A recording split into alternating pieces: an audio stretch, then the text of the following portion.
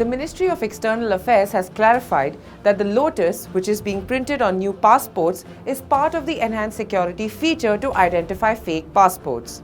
The MEA added that other national symbols will also be used on rotation. But this issue of printing India's national flower has sparked a fresh row, with the opposition demanding an immediate withdrawal of passports with the lotus emblem. While the issue continues to create a buzz across social media, let's take a look at the cultural significance of the lotus in India and how it became our national flower in today's episode of Culture Shock with me, Sunita Iyer.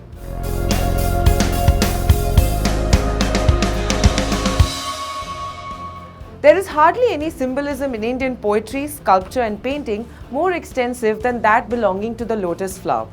Considered a sacred flower among Hindus, Buddhists and Jains, the lotus has obtained a unique place in mythological fables and religious ceremonies. It is regarded as a symbol of purity, spontaneity and divine beauty. It rises from unclean water to blossom as a pure, uncontaminated flower.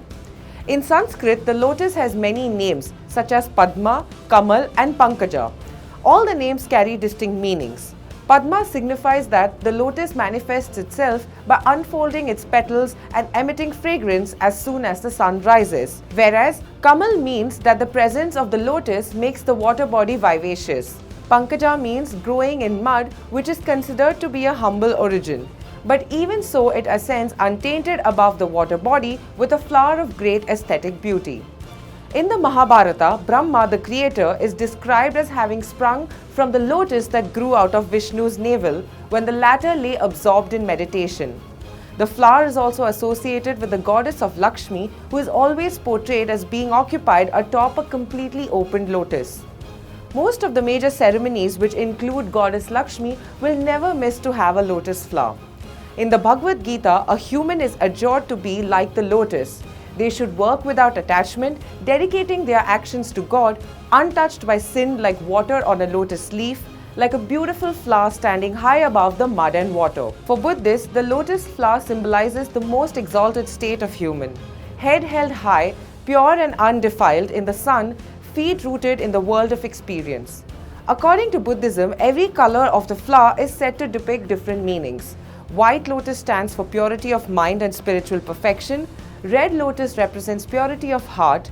Blue lotus is a symbol of victory. And pink lotus represents Lord Buddha and his teachings by itself. For Jains, the founders are portrayed seated or standing on lotus thrones. As his name suggests, the Jain Tirthankara Padmaprabha is also represented by the symbol of a lotus.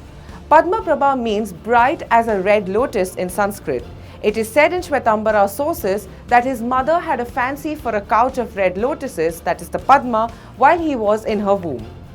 As far as the rich tradition of yoga is concerned, the lotus position, which is the Padmasana, is adopted by those striving to reach the highest level of consciousness, which itself is found in the 1000-petal lotus chakra at the top of the head. Given the lotus flower's deep connection with our culture, history and heritage as a nation, it was adopted on 26 January 1950 as the national flower of India. It is meant to reinforce the country's image to the world and play a part in upholding the qualities that the nation holds true. Thank you for watching this episode of Culture Shock. For more such videos, stay tuned to MyNation.